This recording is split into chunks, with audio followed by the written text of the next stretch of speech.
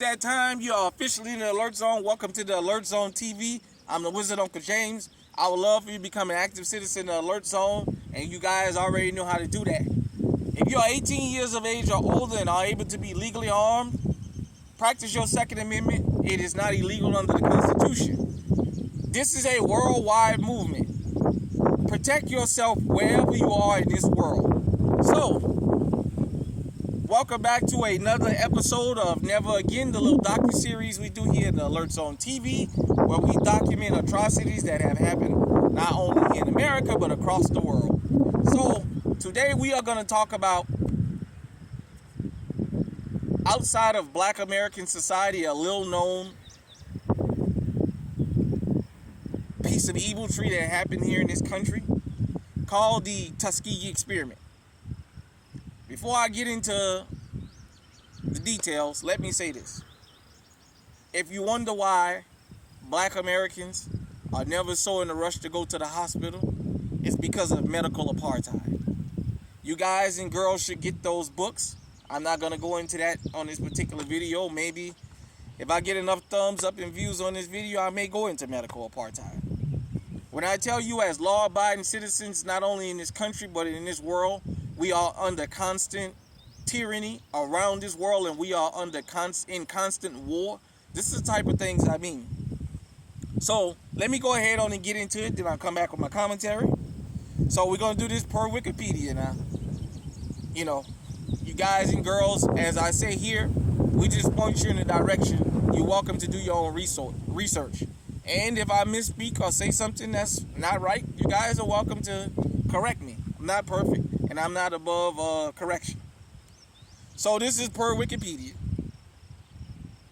The Tuskegee study of untreated syphilis in the Negro male, referred to as the Tuskegee experiment or the Tuskegee syphilis study, was conducted between 1932 and 1972 by the U.S. Public Health Service and the Center for Disease Control on a group of nearly 400 African American men with syphilis. The purpose of the study was to observe the effects of the disease when untreated, though by the end of the medical study, advancements meant it was entirely treatable. The men were not informed of the nature of the experiment, and more than 100 died as a result. The Public Health Service started the study in 1932 in collaboration with Tuskegee University, a HBCU in Alabama. In the study, investigators enrolled a total of 600 impoverished African-American sharecroppers from Macon County, Alabama. Of those men, 399 had latent syphilis, with a control group of 201 who were not infected. As an incentive for participation in the study, the men were promised free medical care. While the men were provided with both medical and mental care that otherwise would not have received, they were deceived by the PHS, who never informed them of their syphilis diagnosis, and provided disguised placebos, ineffective methods, and diagnostic procedures as treatment for bad blood. The men were initially told that the experiment was only going to last 6 months, but it was extended to 40 years. After funding for treatment was lost, the study was continued without informing the men that they would never be treated. None of the infected men were treated with penicillin, despite the fact that by 1947 the antibiotic was widely available and had become the standard treatment for syphilis. The study continued under numerous public health service supervisors until 1972, when a leak to the press resulted in his termination on November 16th of that year. By then, 28 patients had directly died from syphilis, 100 died from complications related to syphilis, 40 of the patients' wives were infected with syphilis, and 19 children were born with congenital syphilis. The 40-year Tuskegee study was a major violation of ethical standard and has been cited as arguably the most infamous biomedical research study in U.S. history. Its revelation led to the 1979 Belmont Report and to the establishment of the Office for Human Research Protection, and federal laws and regulations requiring institutions review boards for the protection of human subjects in studies. Its revelation has also been an important cause of distrust in medical science and the U.S. government amongst African Americans. On May 16, 1997, Bill Clinton formally apologized on behalf of the United States to the victims of the study, calling it shameful and racist. What was done cannot be undone, but we can end the silence, he said. We can stop turning our heads away. We can look at you in the eye and finally say on behalf of the American people that what the United States government did was shameful and I'm sorry. So, you guys heard it. I'll go a little bit more into detail. These men were given syphilis. Like I said, they were deceived.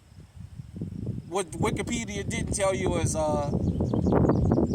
there was already skepticism towards the medical treatment of black Americans in this country because of slavery and what have you. There was a black nurse they got to get the men to go along with it. She helped them feel comfortable with going along with this, even though she knew what the deception was. As it said, these men passed it to their wives and children.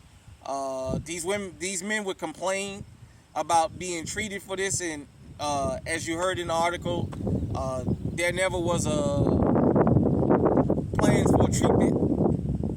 Syphilis was supposed to do something they was hoping that would actually spread and start wiping us out. It was medical apartheid. It was medical warfare, and as you guys heard, Bill Clinton formally apologized for it.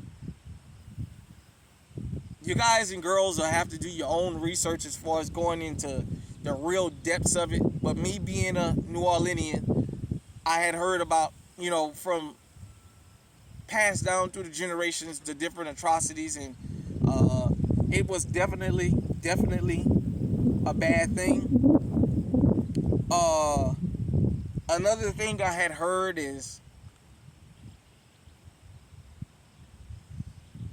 just the horror of how the men that died before they died, the physical and mental anguish they went through. Because apparently syphilis had a mental issue as it became real bad, that it attacked the mind also. So some of the guys were delusional before they passed on. If you guys know the story of Al Capone, syphilis was how he got out of jail. He had a bad case of syphilis that basically they say ruined his morals. But as you guys heard, I said this before I read the article and you guys saw it in the article. This is why there's so much mistrust and why we as black Americans die from so many diseases. The fear of going to the doctor and being experimented on. Giving medicines, we know that's not good. That's not helping our situation. Wanting cures instead of treatment. And this is what we try and relate to the rest of the world. Cure us of what we have. Don't prolong it. Because after they refine it, after they perfect it with us, they bring it to the rest of the world. They bring it to the rest of the country. Whether you like me or not because of my skin color is a different thing. I'm telling you the things that happen to people like me are happening to people like you. That's why we're the sickest country on earth. All these diseases we carry, there's cures for them. But if you have cures, there's no need for big pharmaceutical companies. And I don't want to go into a screen about that. But the Tuskegee experiment, for those who was directly affected by it and that lived it, was a horror that'll never go away. Even if all those people have left this earth, they've passed the stories down. Things like that continue to this day. Thank you for tuning in to another episode of Never Again, the docu-series we do here in the Alert Zone. Hit me in the comment section, let me know what you think. Did you know anything about the Tuskegee experiment? And what do you think? Till next time, stay safe, stay armed, stay on high alert.